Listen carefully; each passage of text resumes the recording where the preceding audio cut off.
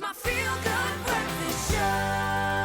Welcome to another episode of INGRAMS Skin Sessions. They've proven themselves to be thought-provoking to the extreme. I love this campaign, and it encourages those brave conversations which are more than skin deep. Now, there are almost 3,500 babies born in South Africa every day. That's a lot of bubbers. This means that there are almost as many new moms made every day as well. So in celebration of all the awesome moms out there, we're going to delve into a brand new topic today, motherly flawsome.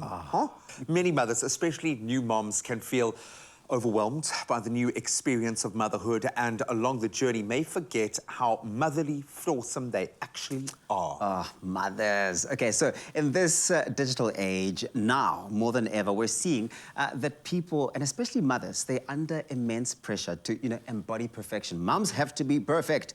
That's what they're told. Now, from carrying the pregnancy well to shedding the baby weight quick and fast, to only feeding your baby organic homemade food. The list and expectations are endless. But as mothers, it's so important to ensure that you're not only prioritizing your family's well-being, but your own too.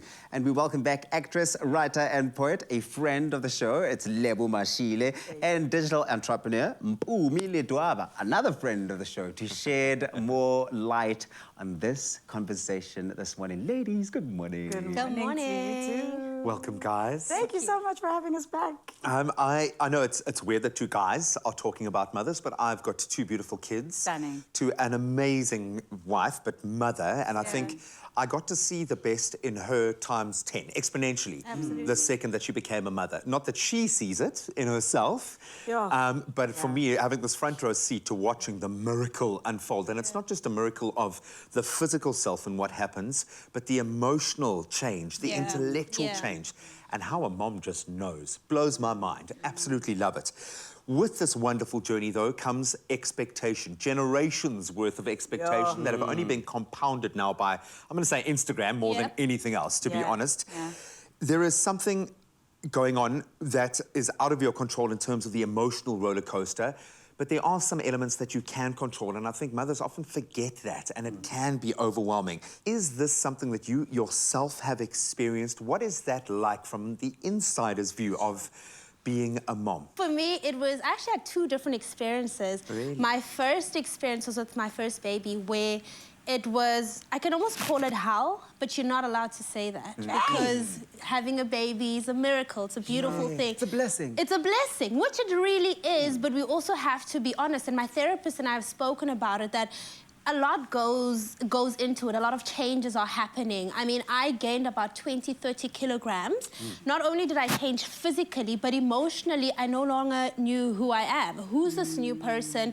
What have I come to do? Do I still have a purpose? So for me, the transition was hectic, and I did suffer from postpartum depression, and that's when I started going to therapy to rediscover who is this new Mpumi, because ultimately, as much as a new baby is born, so is a new mother. You're a brand new person.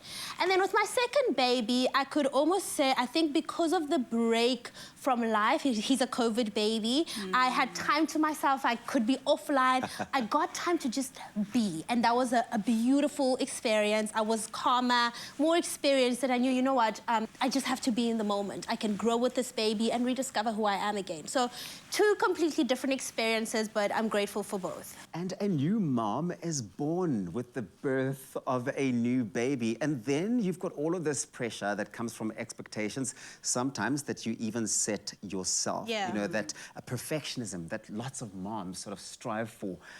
Do you ever feel like you're not good enough as a mom?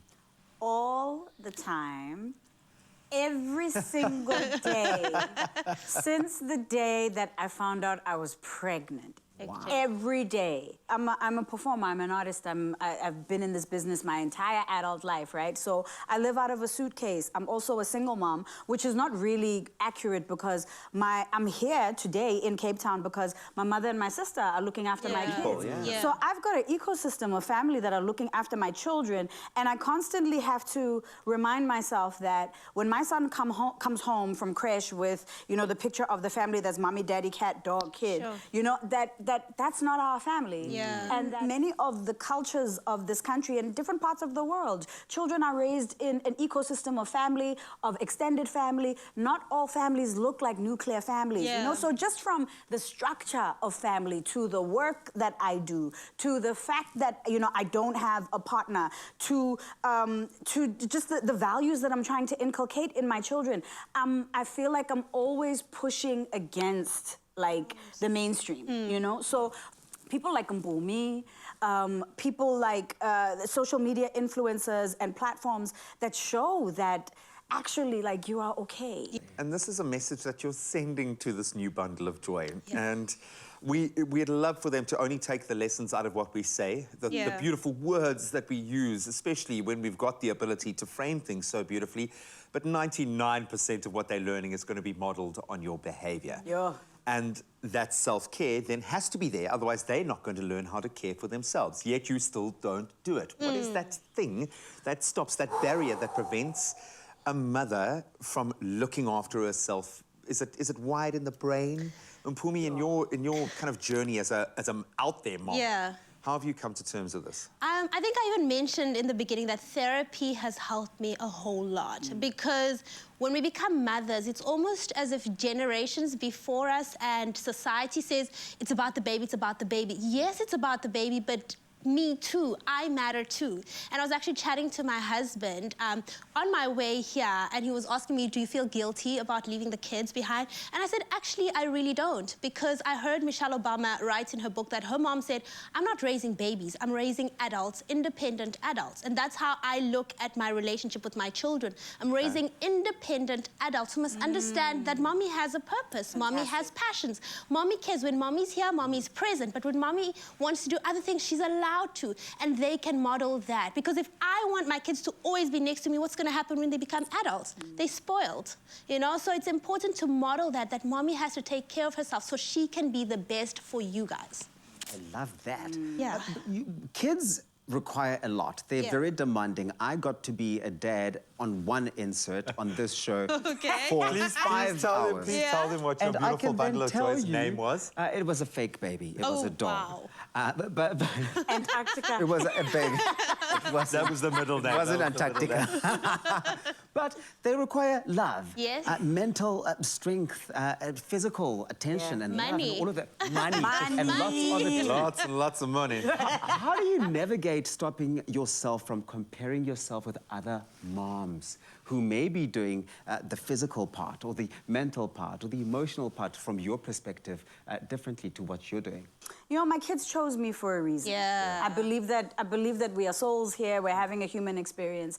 And for whatever reason, these two beautiful, incredible souls decided that they needed this woman to be the vessel that they come to the world in. And that means that, you know, my life, my work, my community, my value system, whatever it is that they need to get from me to prepare them for who they're gonna be in the world. And again, I mean, I also another thing that, you know, we seldom speak about is the fact that, and I'm sure you saw this also with your kids, they come in fully formed. Yeah. They come with like personality. Yeah. All the They emotions. all the emotions, the whole full thing. Yeah. So when I realized that it's because you kind of have you get sold this idea that, oh, this child is just this little amorphous, empty little vessel. I mean, they are sponges, but you know, they suck up everything, but they also come in as complete humans. So when I realized, like, oh, this is a personality as powerful as mine. Okay, I get this gig. Yeah. You get this gig. Yeah, it is. But I suppose the one advantage of being my ripe old age and having young kids is you've made a lot of mistakes and you've hopefully learned from those. But I'm still making mistakes. Absolutely. We all are. And Mpumi, I'm sure you've made some, and it's easy in retrospect to look back and go, oh my word, I shouldn't have done that. How do you frame those mistakes and how do you go back and address that? Or is it just another lesson in life that we're gonna fall and we've got to deal with it? Sure, I've learned to be patient and kind to myself because, like you said, it's the first time I'm doing this. I've never been a mom before.